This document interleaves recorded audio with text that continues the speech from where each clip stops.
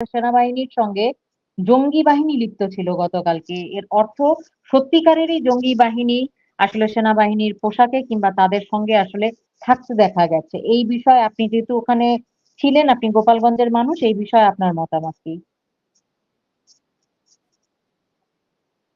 জি, এই বিষয়টা হচ্ছে আমরা ইতিপূর্বে দেখছি যে এদের এই এনসিপি নামক যে সন্ত্রাসী বাহিনী, এদের সাথে প্রতিনিয়ত বাংলাদেশ সেনাবাহিনীর কিছু জঙ্গি যারা ইতিপূর্বে এই সেনাবাহিনীকে থেকে বরখাস্ত হয়েছে বিভিন্ন অপরাধের দায়ে, এই সমস্ত সেনাবাহিনীর মানে প্রশিক্ষণপ্রাপ্ত জঙ্গি যারা বিভিন্ন সময় রাষ্ট্রে অস্থিতিশীলতা সৃষ্টি করার জন্য চেষ্টা করছে, তাদেরকে তারা বডিগার্ড হিসাবে রাখে এবং অলওয়েজ বিভিন্ন ভাবে বড় বড় সন্ত্রাসী হিটারদের তারা তাদের সাথে রেখে এই অপকর্মগুলো তারা করায়।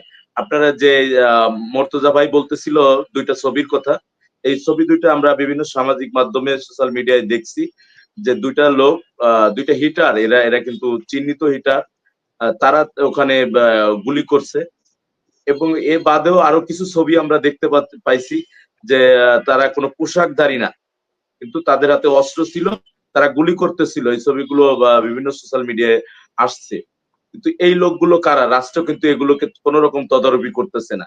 তো আমরা মনে করি যে এই লোকগুলো অবশ্যই রাষ্ট্রের নিযুক্ত যে সন্ত্রাসী বাহিনী, এদের দ্বারাই এই লোকগুলো পরিচালিত হয় এবং এদের প্রত্যেক জায়গায় থেকে এরা এই বিভিন্ন সন্ত্রাসী কর্মকাণ্ডগুলো চালায়, যেটা আমাদের 5ই আগস্টে বা আগে জুলাই আগস্টে যে ঘটনাগুলো এই সন্ত্রাসী বাহিনী দ্বারা হয়েছে, নির্মম ভাবে আমাদের কোমলমতি ছাত্রদেরকে হত্যা করা হয়েছে। কোমলমতি ছাত্রদেরকে তাদেরকে ভুল তথ্য দিয়ে তাদেরকে ভুল বুঝিয়ে রাজপথে নামানো হয়েছে এবং তাদেরকে নামিয়ে এরা একটি মেটিকুলাস ডিজাইনের মাধ্যমে তাদেরকে হত্যা করে আজকে দেশে একটি স্থিতিশীল পরিবেশ তারা সৃষ্টি করছে। এদের মাধ্যমেই এই কাজগুলো হয়েছে। আমরা জুলাইতে দেখেছি যে এই যে সেনাবাহিনীর অবসরপ্রাপ্ত যে মেজর, তিনি তার অস্ত্র সহকারে কিভাবে সেটা বিভিন্ন সামাজিক সোশ্যাল মিডিয়ায় আসছে এবং তারা নিজেরাও কিন্তু অনেকবার এই বিষয়গুলো নিয়ে বিবৃতি দিছে। এবং আজকে যিনি উপদেষ্টা হিসাবে তথাকথিত উপদেষ্টা, তারাও কিন্তু সশস্ত্র হুমকি দিচ্ছিল প্রতি সময়। এগুলো কিন্তু দৃশ্যমান। আমরা আমাদের দেখতে কোমলমতি পাচ্ছিলাম যে বাচ্চাদেরকে তারা এই তারা আসলে মনিটর করছিলেন, উপদেষ্টা, আইন উপদেষ্টা এবং আসিফ মাহমুদ এবং স্বরাষ্ট্র উপদেষ্টা, তারা একটি প্যানেল কন্ট্রোল রুমে বসে সেখানে আসলে তারা পর্যবেক্ষণ করছিলেন। কেউ বলছিলেন আসলে ওখানে হেলিকপ্টার পাঠানো হোক, ইউনূস বলছিলেন হেলিকপ্টার আসলে পাঠিয়ে যেন আসলে তার এনসিপির ছেলে পেলেদেরকে যেন আসলে সেখান থেকে রক্ষা করে নিয়ে আসা হয়। তারা এটাও বলছিলেন যে আসলে সাধারণ মানুষের উপরে গুলি চালানো হচ্ছে কিনা, কিন্তু আমরা যতটুকু বুঝি আসলে পেছন থেকে তারাই যেন আসলে এই বিষয়গুলোকে আবার আসলে উস্কে দিয়েছেন। সেরকমটাই আমরা আসলে বিভিন্ন ভিডিও এবং চিত্রে আমরা দেখতে পেয়েছি। আমরা যেমন আমরা আরো কিছু ভিডিও আসলে দর্শকদের সাথে শেয়ার করতে চাই।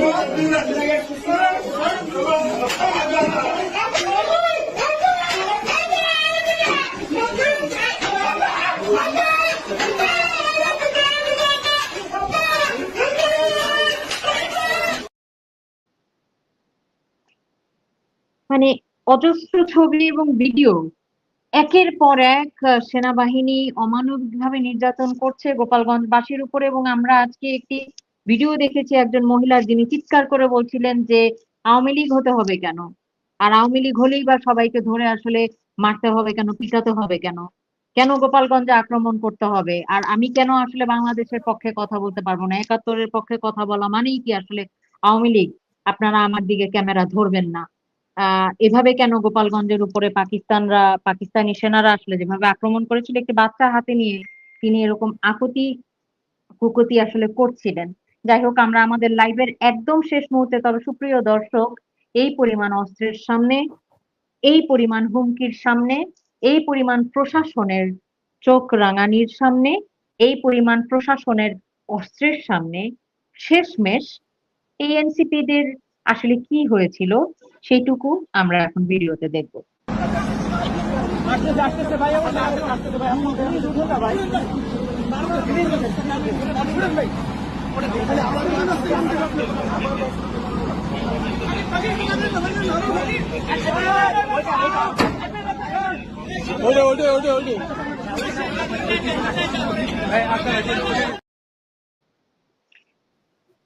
এনসিপিগণ ন্যাশনাল সিটিজেন পার্টি সম্পূর্ণভাবে আসলে সামরিক বাহিনী দ্বারা বেষ্টিত ছিল।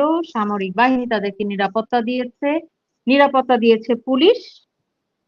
তারা সকলে মিলে হামলা ও অত্যাচার চালায় গোপালগঞ্জবাসীর উপরে, কিন্তু তারা আদপে আর্মির ট্যাঙ্কে করে পালিয়ে যেতে বাধ্য হয়। কিভাবে আসলে কি শক্তি নিয়ে গতকালকে গোপালগঞ্জবাসীরা আসলে তাদের রক্ষা বেষ্টনী তৈরি করেছিলেন, চলুন আমরা একটু দেখে আসি।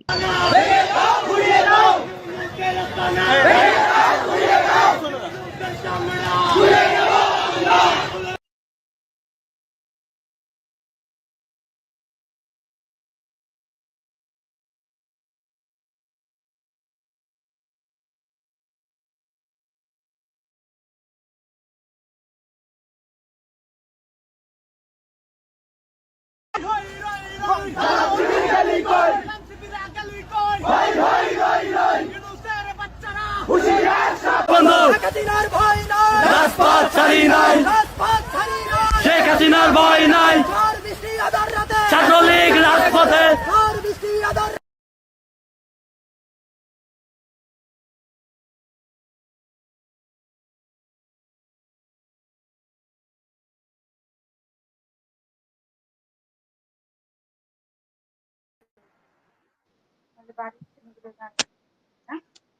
আমরা একটি চিত্রের পুনরাবৃত্তি দেখলাম। আমরা এই মুহূর্তে যে ভিডিওটা দেখলাম তার একেবারে শেষে 1971-এর একটি চিত্র। পাক সেনাবাহিনী ঠিক যেভাবে গোপালগঞ্জের মানুষ কিংবা বাংলাদেশের মানুষকে চারদিক থেকে এরকম করে ধরে নিয়ে যাচ্ছে, গতকালকে আমরা সেই চিত্রের একটি পুনরাবৃত্তি দেখেছি। গোপালগঞ্জের আমাদের ভাই রমজান কিংবা অন্য কেউ আর একজন কেউ হবেন, যাকে ঠিক একইভাবে আসলে সেনাবাহিনী ধরে তুলে নিয়ে যাচ্ছিল। আমরা ভিডিওটিতে দেখলাম 5 বছরের একটি শিশুর হাতে লাঠি, আমরা দেখলাম মশাল মিছিল, আমরা দেখলাম হাতে লাঠি, আর হচ্ছে মাথার এই যে মাথাল বলে সেই জিনিস নিয়ে আসলে প্রতিরোধ গড়ে তুলেছিল গোপালগঞ্জবাসী। অর্থাৎ তাদের হাতে কিন্তু আমরা কোথাও অস্ত্র দেখতে পাচ্ছি না। একেবারেই 25শে মার্চের আসলে পুনরাবৃত্তি, একটি নিরস্ত্র জাতির উপরে ঠিক যেভাবে 1971 সালে 25শে মার্চ আক্রমণ করেছিল সেনাবাহিনী, পাক সেনাবাহিনী, ঠিক গতকালকে তার পুনরাবৃত্তি যেন আমরা দেখলাম। এই গড়ে তোলা প্রতিরোধে তারা প্রতিরোধটা গড়ে তুলেছিলেন সেনাবাহিনীর অস্ত্রের মুখে, তারা প্রতিরোধ গড়ে তুলেছিলেন পুলিশের অস্ত্রের মুখে, তারা প্রতিরোধ গড়ে তুলেছেন। আমাদের এখানে উপস্থিত ভাই ও বোনেরা বললেন যে আসলে সেনাবাহিনীর সঙ্গে আসলে জঙ্গি মদতদাতারাও ছিল, তারা জঙ্গিদেরকেও আসলে সেখানে উপস্থিত দেখেছেন। সুতরাং তিন রকমের সশস্ত্র শক্তির বিরুদ্ধে তারা লাঠি সোঁটা যা আছে তাই নিয়েই আসলে দাঁড়িয়ে গেছে। যেই কারণে আমি এই ভিডিওটি আরেকবার শেয়ার করতে চাই আমাদের প্রিয় দর্শকদের সঙ্গে, যে কারণে কালকে এনসিপির শেষ পরিণতিটা অনেকটা হয়েছিল এরকম।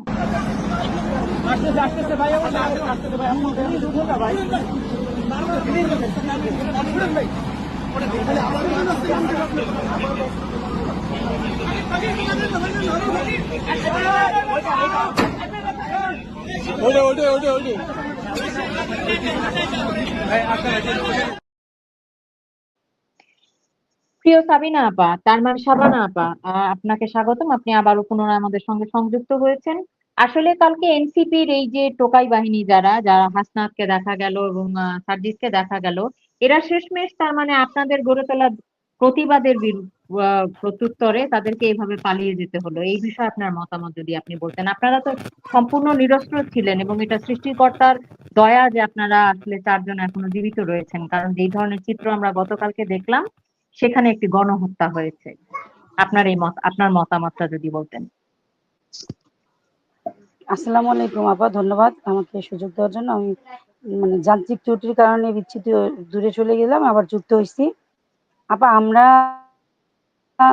আমাদের আপা যেরকম নির্দেশনা যে আমরা প্রতিহিংসার রাজনীতি করি না, কিন্তু সবাইকে সর্বোপরি মাথায় রাখতে হবে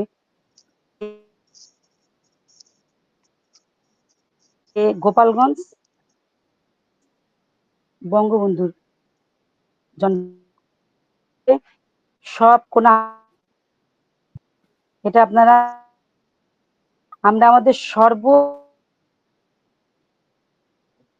শক্তি আল্লাহ, আমরা তো কোনো পারি না, আমাদের তো মাতাপি জনগণ কি সুন্দর,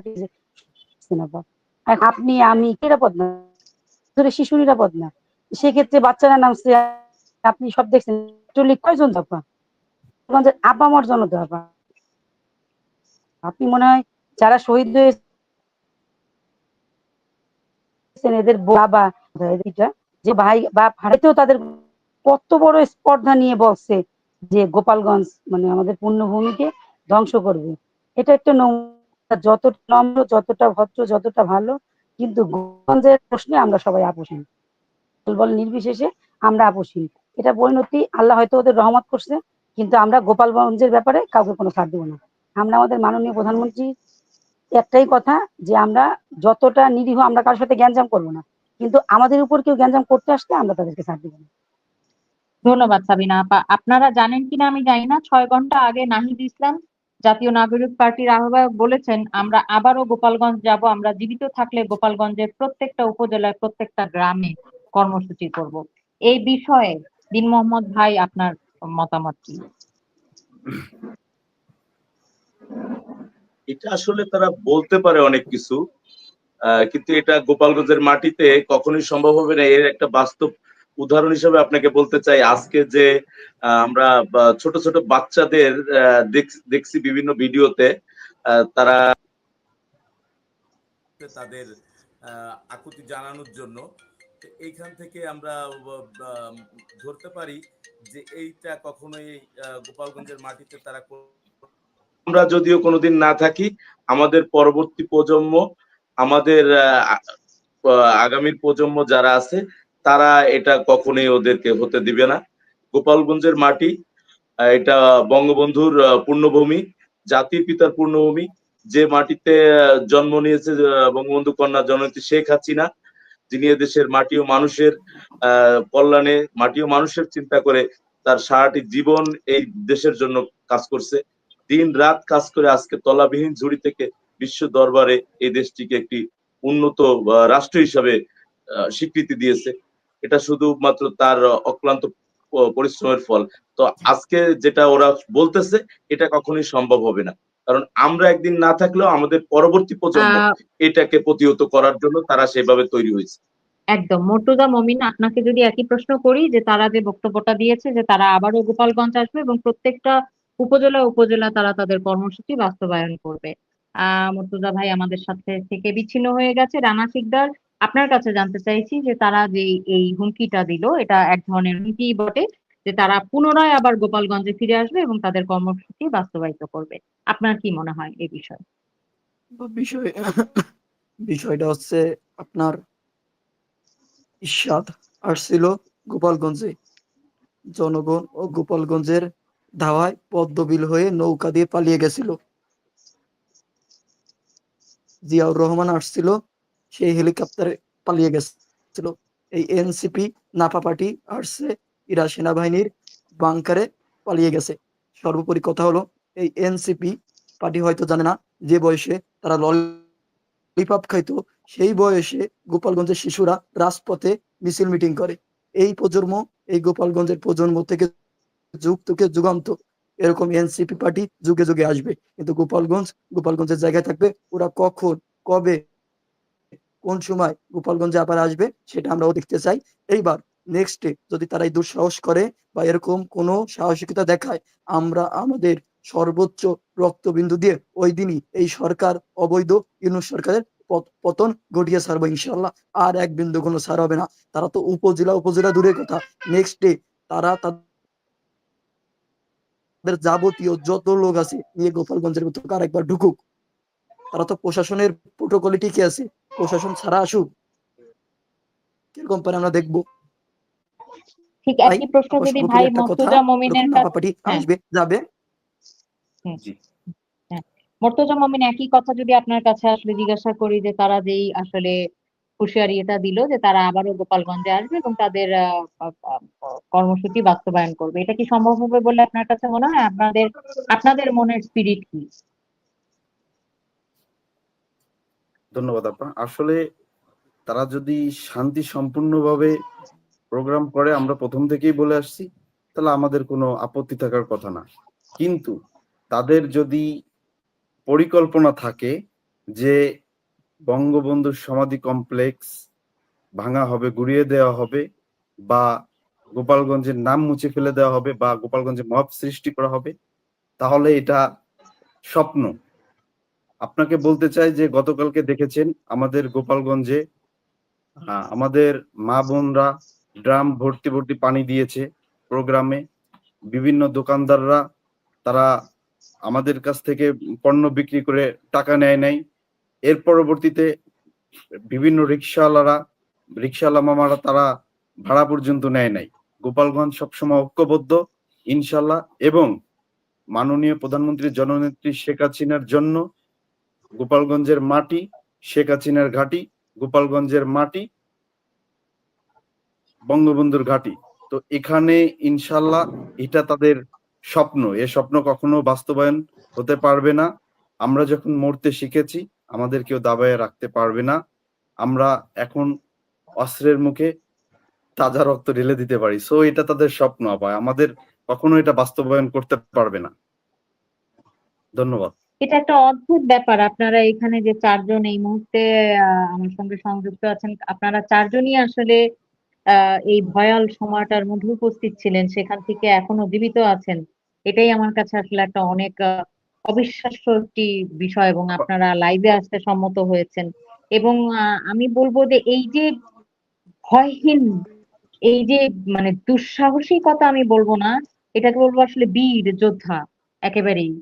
মানে এই যে আদর্শের প্রেম, এই যে বঙ্গবন্ধুর প্রতি প্রেম, এই যে দেশের প্রতি প্রেম, আমি লাইভ আমাদের একদম শেষ পর্যায়ে আমি শাবানা আপার কাছে জানতে চাইবো যে শাবানা আপা, এইরকম ঘরে ঘরে প্রেম আদর্শ, এবং আমরা কালকে অনেককে দেখেছি যে মারতে মারতে রক্ত বেরিয়ে যাচ্ছে, বলেছে আমার ভাইদের মেরেছে, তা কি হয়েছে, যতক্ষণ আমি বেঁচে আছি ততক্ষণ জয় বাংলা বলবো, আমি থামবো না। গোপালগঞ্জের ঘটনা গতকালকে আমরা দেখেছি, একটি ছেলের এখান দিয়ে রক্ত পড়ছে, ক্যামেরার সামনে এসে চিৎকার করছে। This is the spirit, this is the spirit of Awami League, this is the spirit of Bangabandhu. এটা হচ্ছে বাংলাদেশের স্পিরিট, বাংলাদেশের পতাকার স্পিরিট, সংবিধানের স্পিরিট, বঙ্গবন্ধুর আদর্শের স্পিরিট। গোপালগঞ্জ কালকে তা প্রমাণ করে দেখিয়ে দিল। আপনার কাছে কি মনে হয় আপা যে এই পুরো গোপালগঞ্জ একদিন পুরো বাংলাদেশ পুরো গোপালগঞ্জ হয়ে উঠবে?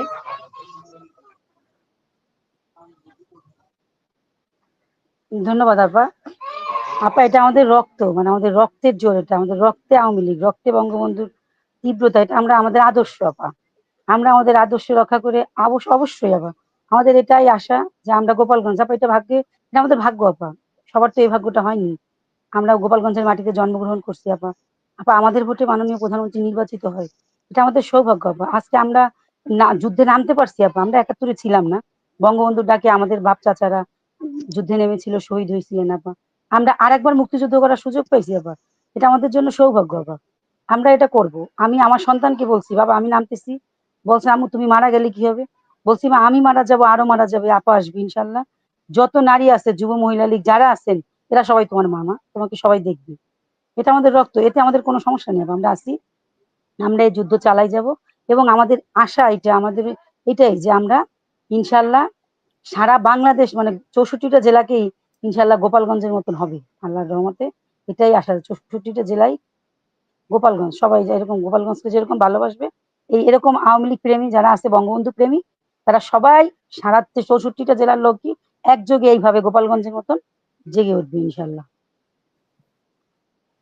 আপনাদের সকলকে সাধুবাদ জানাই, আপনাদের সকলের জন্য মঙ্গল কামনা, শুভকামনা, এবং সবচেয়ে বড় যে চাওয়াটা সেটা হচ্ছে আপনারা নিরাপদে থাকবেন। আপনাদের মতন সাহসী দেশপ্রেমিক এবং আদর্শের কর্ণধার আদর্শ যাদের কাছে আসলে বাতি কিংবা মশাল, আপনাদের মতন মানুষ যত বেশি বেঁচে থাকবে, আপনাদের এই এই স্পিরিটের আলোতে আসলে হাজার হাজার লক্ষ লক্ষ মানুষ এগিয়ে আসবে দেশকে রক্ষা করবার জন্য। তা আমরা আমাদের লাইভের আজকে একেবারেই শেষ মুহূর্তে আছি, আমরা লাইভটি এখন শেষ করবো। তার শেষ করবার পূর্বে আমি আসলে দর্শকদের উদ্দেশ্যে একটি কথা বলতে চাই দেশটা রক্ষার দায়িত্ব কেবল আওয়ামী লীগের না। 1971 সালে যখন দেশ রক্ষার প্রশ্ন এসেছিল তখন আওয়ামী লীগের ছায়াতলেই সকলকে যেতে হয়েছিল, কারণ বাংলাদেশকে ভালোবাসে, বাংলাদেশকে চায়, বাংলাদেশকে উদ্ধার করতে পারে কিংবা বাংলাদেশের জন্ম দিতে পারে সাধারণ মানুষ বিশ্বাস করেছিল যে সেটা আওয়ামী লীগই পারে। তাই আপনাদের সঙ্গে যদি আসলে আওয়ামী লীগের আদর্শ চিন্তা কিংবা দেশপ্রেম যদি আপনাদের মধ্যে থাকে, 71-এর চেতনা যদি আপনাদের মধ্যে থাকে, বিগত 10 মাসে বাংলাদেশে যা কিছু ঘটে গেছে তাতে নিশ্চয়ই আপনারা বুঝতে পেরেছেন, এবং স্পেশালি গতকালকে গোপালগঞ্জে যে ঘটনা ঘটে গেছে তা প্রমাণ করে 5ই আগস্ট বাংলাদেশে নীরবে একটি সেনাকূপ হয়ে গেছে। সেনাবাহিনী কাদের পক্ষে, সেনাবাহিনী কাদের হয়ে কাজ করে সেটা গতকালকে দ্বিতীয়বারের মতন প্রমাণিত হলো, এবং জুলাই মাসে যেইভাবে ঠিক যেমন ভাবে আসলে ছাত্র হত্যা হয়েছে, যদিও সেই দায় আসলে সেই দায় আসলে আওয়ামী লীগ সরকারের উপরে চালানো হয়েছিল, কিন্তু এটাও শোনা যায় যে আসলে সেনাবাহিনী সরকারের কথা শোনেনি। তা এখন বোঝা যাচ্ছে যে 7.62 বোর কারা চালিয়েছে। গতকালকে গোপালগঞ্জে ঘটে যাওয়া ঘটনা থেকে এখন এটা প্রমাণিত, জুলাই মাসে সকল ছাত্র হত্যা, 7.62 বোর, এগুলো সবই সেনাবাহিনীর করা। কেননা আমার ভাই মর্তজা, আমার ভাই রানা শিকদার বলছিলেন, এবং আমার সঙ্গে একই সহমত পোষণ করেছেন দীন মোহাম্মদ ভাইও, যে সেনাবাহিনীর সঙ্গে গতকালকে জঙ্গি দেখা গিয়েছে। জঙ্গিরা সেনাবাহিনীর পোশাকে গতকালকে গোপালগঞ্জে আসলে হামলা করেছে। তো সেখানে প্রশ্ন উঠেছিল যে 7.62 বোর কারা চালায়? তারা তো পুলিশ 7.62 বোর চালায় না। জুলাই মাসে যখন আন্দোলন হয়েছিল, কারা সেনাবাহিনীর মধ্য থেকে, ছাত্রদের মধ্যে থেকে এই গুলি চালিয়েছিল? আপনারা হিসাবটি মিলিয়ে নেবেন। দেশকে রক্ষা করুন, দেশকে জঙ্গি মুক্ত করুন। শুধু গোপালগঞ্জ নয়, কাল গোপালগঞ্জে যা হয়েছে আজ সেটা আপনার এলাকায় হতে পারে, আগামী কালকে অন্য কারোর এলাকায় হতে পারে। এই দেশ আমার এবং আপনার। এই পাক প্রেতাত্মাদের হাত থেকে দেশটাকে রক্ষা করবার জন্য ঐক্যবদ্ধ হন, দেশকে ভালোবাসুন, সোচ্চার হন, এবং যার যা আছে তাই নিয়ে দেশকে প্রতিহত করবার জন্য শত্রুর হাত থেকে সর্বদা জাগ্রত থাকুন।